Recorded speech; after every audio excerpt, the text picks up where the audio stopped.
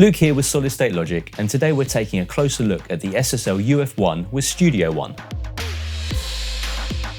UF1 is an incredibly powerful one-fader controller that packs in the same functionality you'd expect from a control surface twice its size, boasting 2 high-resolution displays, a fully motorised fader and all-metal chassis. UF1 brings SSL quality and hands-on control straight to your desktop. With comprehensive command of your DAW, UF1 is equipped with dedicated transport buttons, as well as the ability to control pans, sends, plugins, and even customize 46 soft keys specifically to your workflow.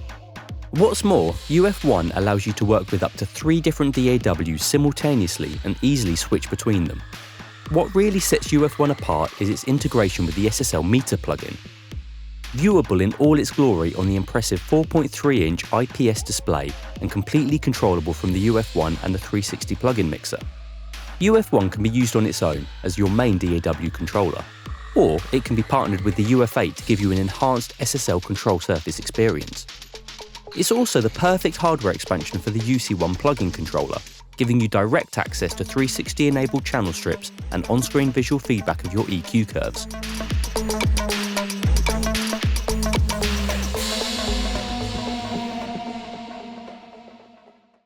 When unpacking UF1, you will find a 12-volt DC power supply, 2 stands and an associated screw and hex key to attach them to the UF1.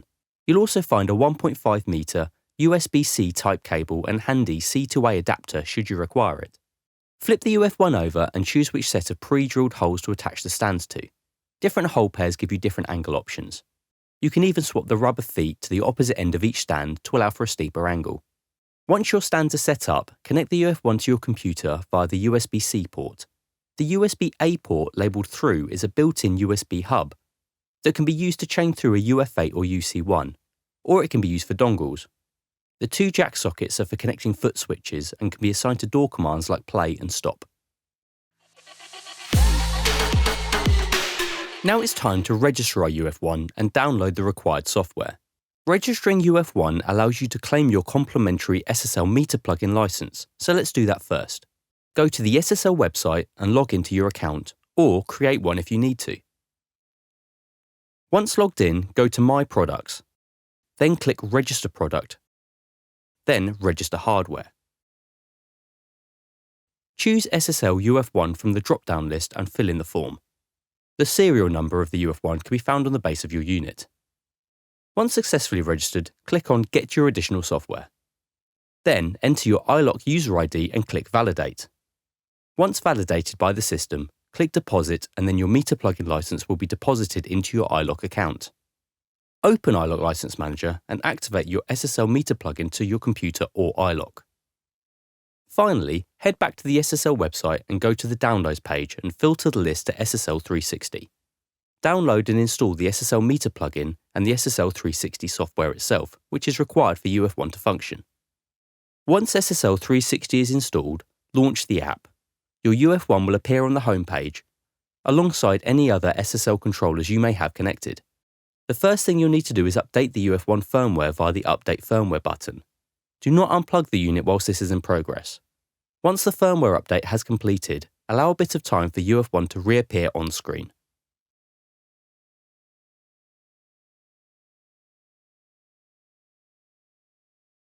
To complete the UF1 hardware setup, you can go to the Sleep Settings menu and adjust the amount of inactivity time before the UF1 hardware goes to sleep. Just type in your preferred value into the green text area, or you can turn the sleep off completely if you prefer by disabling the square tick box. One of UF1's special features is its ability to trigger keyboard command sequences from your favourite DAW shortcuts. These are assigned using SSL 360, which we'll cover later. When you first plug in your UF1, macOS should present the Keyboard Setup Assistant window because it wants you to identify which region, Europe, America or Japan, this as unyet identified keyboard is from. If you connect UF1 to your computer before installing SSL 360, you'll need to close this Setup Assistant and come back to it because SSL 360 needs to be installed on your computer in order to continue through this setup process. Once 360 has been installed, you can make this Setup Assistant reappear again by doing the following. Open up Mac System Preferences. Go to Keyboard and click Change Keyboard Type. When presented with the Identifying your keyboard screen and you are being asked to press the key immediately to the right of the Shift key, go to UF1, press and hold the 360 button, and whilst keeping this pressed, press the Mac Key ID button. This will move you through to the final steps of the process where you can choose your region and click Done. Next, we want to configure UF1 to work with Studio One. To do this, let's open up 360 and navigate to the Control Setup page. In the DAW configuration section, choose Studio One from the drop-down list for DAW1. If you use other DAWs, you can go ahead and choose these for DAWs 2 and 3 also. Or you can just leave them set to none if you only use one DAW. Now, proceed to the UF1 page and set Layer 1 to Studio One. Again, if you're using multiple DAWs, you can set Layers 2 and 3 to those DAWs also. Or you can choose the 360 plugin mixer. Once you have configured your layers, you can easily switch between them by pressing and holding the 360 button, and whilst keeping this held down, press the desired button from the top row. You'll notice there's nothing much happening on screen yet, and that's because we need to configure an MCU controller inside of Studio One. So, within Studio One, let's go to Preferences, then go to the External Devices tab, where we're going to hit Add and select a Mackie controller, then set the Send To as SSL vMIDI port 1 and the Receive From SSL vMIDI port 1 also. The amount of SSL vMIDI ports you need to configure depends on the amount of SSL controllers you are using. If you've just got one UF1, or a UF1 and a UF8, then you only need to configure SSL vMIDI port 1, because the UF8 and UF1 both communicate on the first port of a given controller layer. Please note, if you're configuring Studio One on Layer 2, then the port numbers would start with 5, and on Layer 3 they start at 9. With our setup complete, UF1 has bounced into action with the track metering and track name on the small display and the DAW time readout boldly presented across the large screen. You can switch between SMPTE and bars and beats by pressing the button here. On the bottom of the small display, you'll see the parameter currently assigned to the VPOT, which right now is pan. A push on the pot will default the pan to center. Above the pan bar readout, there is a readout of the fader position on screen. It's a similar affair on the large display, where across the bottom you can see the first 4 channels of the current controller bank with the track names and fader values displayed, as well as the pan position. You can control the pan of the channels in the same way, and you can even use the 5 to 8 button to get to channels 5 to 8 in the bank. Let's disable 5 to 8 and go back to 1 to 4 on the large screen. Down in the fader section we have the solo, cut or mute, and select keys, along with the super smooth 100mm motorized fader. We've then got the flip key, great for moving parameters such as pan and sends onto the fader for precise control and writing automation changes. At the bottom of the strip, there is the master button, which in Studio One will lock the fader to the main output channel. Moving along the bottom of the UF1, we come to the primary transport keys, with rewind, fast forward, stop, play, and record. Above them we have the secondary transport keys. Quick Key 2 opens the device editor for the selected channel, and with the left and right arrow keys I can move between plugin inserts here. We also have loop on and off, metronome on and off, and solo clear on Quick Key 1, which you can see working here as I solo a channel and it becomes available. The secondary transport keys can be customised within the 360 app, as can the top row of soft keys. There are 10 pages of soft keys you can customise, and you can cycle through them using the left and right arrow keys here. So let's say we wanted to change the function of the keys in the secondary transport. We simply open up 360, go to the UF1 page, click on the DAW commands button and find what we want from the list. So, for example, if I'd rather have Quick Key 1 assigned to open and close the console, which I can choose from the list here, F3 for console. Now, when I go back to UF1, you'll see that this key is now performing that function. The secondary transport keys also have a shifted function. By engaging the shift key, these keys are repurposed as automation modes, which we have off, read and write, latch, and touch. Trim is not an automation option available within Studio One and is therefore disabled. So, let's go ahead and put the channel into automation mode by selecting the channel with the cell key and then pressing the desired automation button. You'll see the automation mode in the mixer window corresponding to the changes made on the UF1, ready to record the automation. Moving up from the transport, we come to the cursor keys with the mode key in the centre. When the mode key is lit, the cursor keys perform horizontal and vertical zooming in the edit window. By pressing the mode key again, bringing it back to an unlit state, the up and down and left and right cursor keys are used to navigate through channels in the edit and mixer window, and moving up and down and left and right will bank through the channels in the session window. Next to the cursor keys, we then come to the large jog wheel. In Studio One, we can use the jog wheel to scroll through the session. The scrub soft key has no active control in Studio One and is therefore disabled. Let's now take a look at using the channel encoder. By default, the channel encoder is used to move your DAW tracks across the UF1 surface in increments of one channel at a time.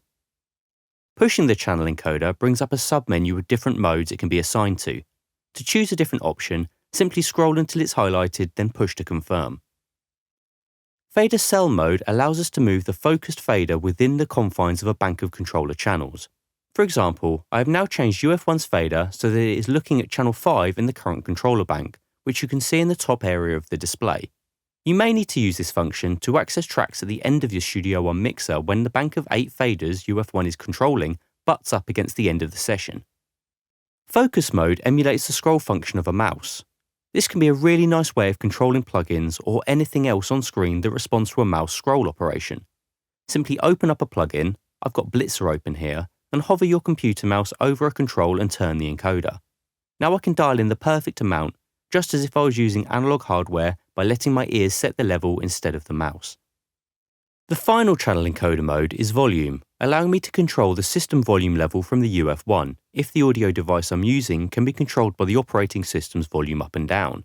For example, if you're on the road with your headphones plugged into your computer's built-in audio output. The send soft key assigns the send level controls across the VPOTs on UF1 in Studio One, where I have various ways in which I could control sends. Let's navigate to a track I want to control the sends on, then select it using the cell key and then press the send on UF1. On this page, I can access all the send levels on this particular track, with the first 4 send levels adjustable here, and using the 5 to 8 key, I can go to the sends 5 to 8 like so. Let's jump back to 1 to 4. Pushing on the VPOT defaults the send level to 0. Also note in this mode, I'm viewing the send level readouts on screen. Instead of looking at all the send levels on the selected track, I can push send again to control a particular send slot across multiple channels. You'll see now I'm controlling send 1 across multiple channels, and I can push send again to get to slot 2, etc. I can then scroll through my session and control sends very easily this way. And of course, the nice thing is I can flip these sends onto the fader using the flip key.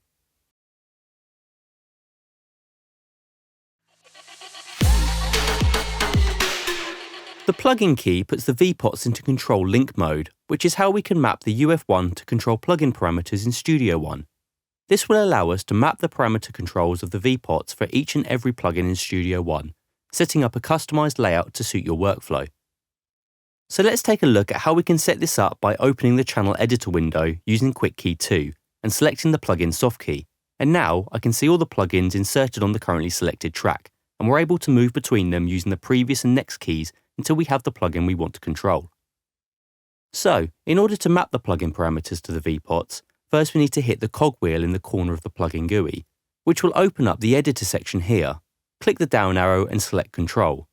This will open the external devices window, and the 8 open slots here represent your currently unassigned VPOTs on the UF1. Now, what we want to do is check that Recently Touched is ticked, which it is, and now we just want to wiggle the first parameter we want to map. Then grab this hand tool from here, top left of the GUI, and drag this down to the VPOT slot we want to control this with. You can now see the UF1 is updated and we can control this parameter directly from here. We can now do this for the remaining 7 VPOT slots, repeating the steps by wiggling the parameter we're interested in controlling, then with the hand tool dragging this down to the VPOT slot in the devices window.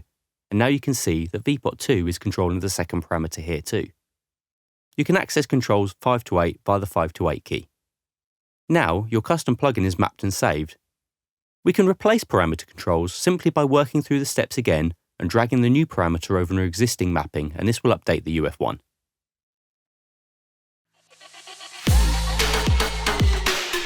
The track function allows me to access a number of key functions on the currently selected track. So let's hit the track key on soft key bank 2, then the select button on the channel we want to work with. Now we can see various control options spread across the VPOTs.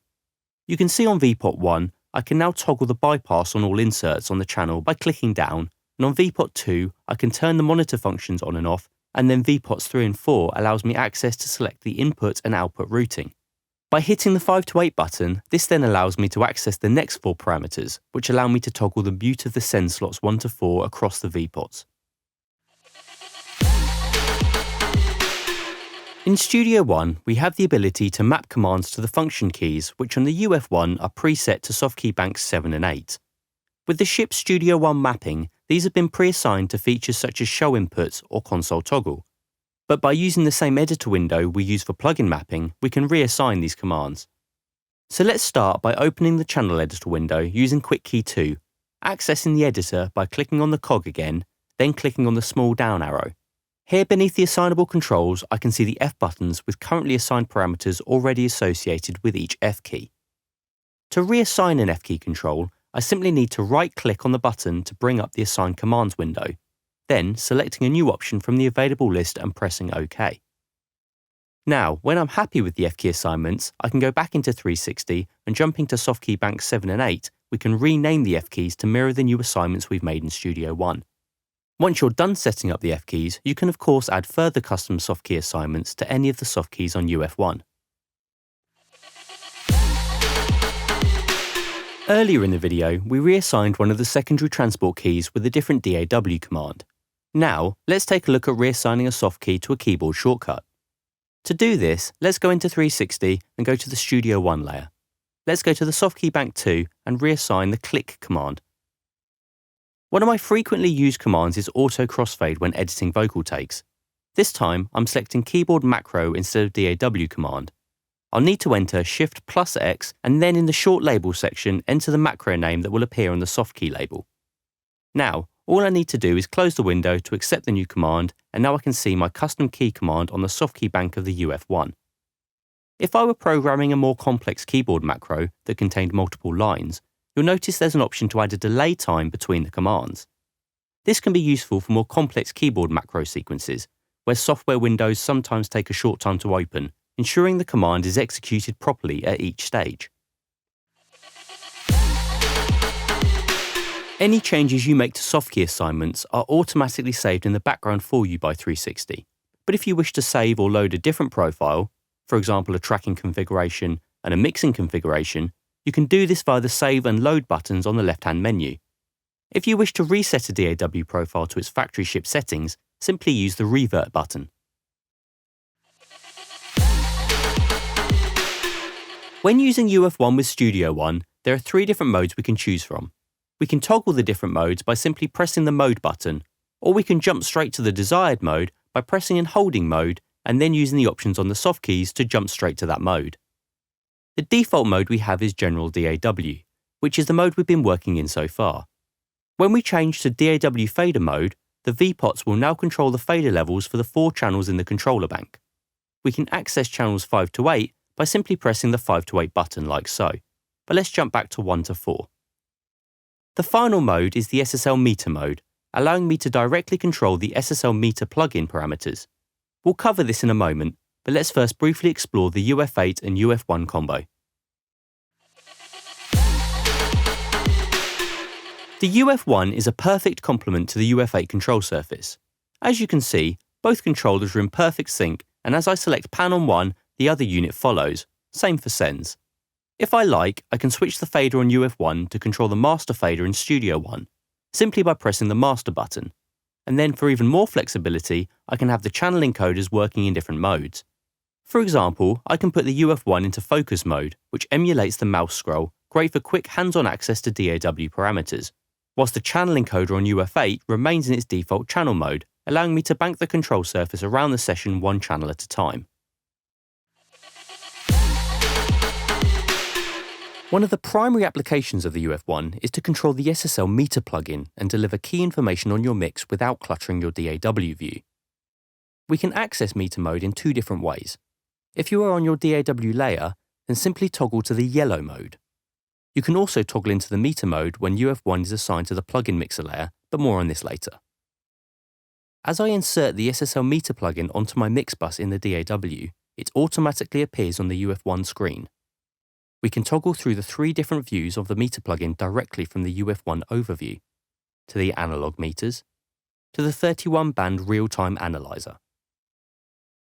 The meter plugin is also mirrored in the SSL 360 plugin mixer sidebar above the bus compressors. Back to UF1. The reset button clears any overloads or max values. Fine puts the VPOTs into a finer resolution for dialing in precise parameter values, and the preset button allows me to quickly load my meter plugin presets directly from the surface. The first VPOT always allows me to select from any of the 8 possible meter plugins that are connected to 360. In the overview screen, on the left, we can see instantaneous peak and RMS levels on the meters, and we can change the scale by cycling through the parameters via the second VPOT, with various linear, non-linear and K-system options. The next VPOT gives us control of the RMS integration time, which can be reset to default by clicking on the VPOT. The meter readout in the centre of the screen gives me a precise text feed to understand the meters, with max and current readouts for both peak and RMS levels. To the right of the screen we have the Lysergiu phase scope, along with stereo balance and phase correlation meters above and below. The fourth VPOT allows me to change the fade rate of the Lysergiu. I can use the page right arrow to get to the peak hold time and to set whether true peak metering is on or off.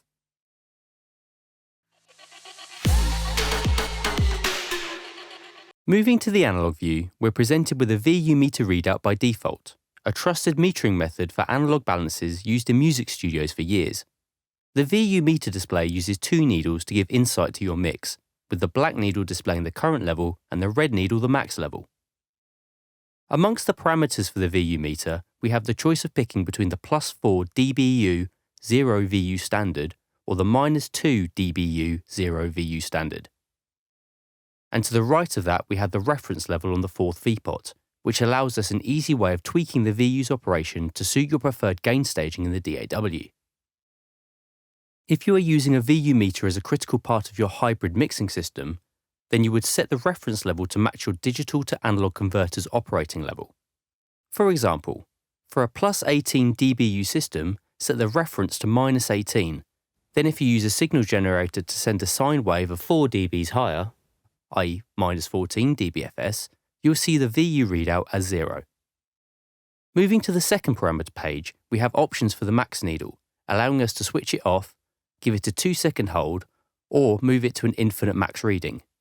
The third VPOT gives us the option to change the VU from monitoring left and right to mid-side, and finally on the 4th VPOT, we can dial in a global delay for the meter plugin, should you need to manually compensate for differing latencies across multiple DAW buses. Finally, moving back to the first page of the soft keys, you can switch from VU to PPM with the second VPOT, PPM being the popular metering reference in broadcast for balancing program material. The final view from the meter plugin is the real-time analyzer, or RTA. This view gives us a 31-band real-time analyzer graphic readout displaying the source material's frequency response between 20 Hz and 20 kHz. Via the second VPOT, we can interrogate each band independently to see real-time level information displayed at the top of the graph, as well as adjusting the scale top and bottom parameters via VPOTs 3 and 4 to narrow down our viewpoints like so. Moving to soft key page 2, we can then add further adjustment to the display, selecting peak hold time, RTA weighting options, and finally RTA averaging from real-time to fast, medium, slow, or infinite settings. The last of which is great for getting an idea of the tonal qualities of your entire mix. On the final parameter page, you can specify the analysis source, which defaults to left and right sum, but can be changed to be left only, right only, mid, or side. UF1 is the perfect hardware extension for the UC1, giving deeper access to the 360-enabled channel strip plugins like Channel Strip 2 and 4KB via the plugin mixer layer in SSL 360. When working in the plugin mixer layer, we can jump between SSL Meter mode and channel strip mode. Meter mode is identical to accessing the meter plugin and its parameters from a DAW layer, so now we're going to focus on channel strip mode. Firstly, let's set the UF1 to control the plugin mixer on layer 3. Next, let's make sure the tick box for UF1 follows selected plugin mixer channel strip instance is on, but let's leave automatically page soft keys to follow last move channel strip in plugin parameter disabled for now. Then, in the control setup page, make sure that the plugin mixer transport is linked to the DAW your channel strips are hosted within. This ensures we get the DAW transport controls on the plugin mixer layer. Now that's set, let's jump across to the plugin mixer page, where we can see all our 360 enabled channel strips we have in our DAW session. I can hide and close the sidebar to view my connected meter plugins and bus compressor instances. I can also hide or show the fader tray section and collapse my meters at the top if I want to manipulate my screen real estate further. If we take a look at the UF1 on the small display above the fader, we can see the track's name on the selected channel strip, along with the inserted channel strip type, bypass key, dB level and our pan position, controllable via the VPOT below. If we jump over to the large screen on the UF1, we can see the currently selected DAW time display readout in the top centre, and the current DAW host to the left, which we can change directly from the UF1 by clicking on the channel encoder, cycling to another DAW host if we have one, and pushing to confirm. Please note that this section of the tutorial video is DAW agnostic, so don't be concerned that we have Pro Tools on the display here. The functionality from UF1 is similar regardless of DAW. On the opposite side of the display, we see the current soft key bank page, which we can cycle through as you'd expect with the arrow keys. At the bottom of UF1, Quick Key 1 is assigned to solo clear for any DAWs where 360 is not linked to the DAW's own solo and cut system, and Quick Key 2 allows you to put the encoders into fine resolution mode. And finally, in the middle of the large display, we can see the visualization of the EQ curve on the currently selected channel strip. Across the VPOTs below, we have access to the channel strip parameters via paging the soft key banks, and you can see the high and low pass filters, followed by each EQ band's gain, frequency and Q width mapped to the associated VPOTs, along with the soft key toggles for band pass and curve types if available. The real beauty of combining UF1 and UC1 is that certain parameters previously limited to UC1's extended functions menu are now accessible via the first page of UF1 soft keys, making the duo a powerful pair, no more menu diving required. As you can see, we can access the pan, width, mic pre, out trim and compressor mix all across the VPOTs. And we now have access to the plugin fader too, as well as solo and cut. Scrolling through the channels via the encoder on the UF1 will cause the UC1 to follow and vice versa. We can also use the bank buttons to move in blocks of 8 for quickly navigating through our mix. Whilst we're looking at the navigation of the channels in the plugin mixer, it's also worth noting that we can use the cursor keys to quickly navigate the plugin mixer window, with the up and down arrows moving us vertically up and down the channel strip and left and right allowing us to scroll through the mixer window horizontally. A really cool feature is the master mode, which allows UC1 and UF1 to work independently. Pressing master, I can now set UF1 to control a different channel to UC1. This is convenient if we wish to control one channel's EQ whilst working on another's dynamic sections perhaps, or if we wish to leave the UF1 to control the fader of a lead vocal whilst working on other channels with a UC1 surface. A final tip, if you are using UF1 without a UC1, then you may wish to enable automatically page soft keys to follow last move channel strip parameter, so that UF1 will automatically page its controls to the relevant page of parameters in response to moving a plugin or plugin mixer control. For example, if I move the ratio control on this compressor, then UF1 pages to show me the ratio control on the surface, and I can quickly dive in for hands-on control of it. We hope you've enjoyed this UF1 tutorial video, and for more information on UF1, head to the SSL website. Or for more information on using UF1 with a different DAW, check out some of our other UF1 videos on the Solid State Logic YouTube page.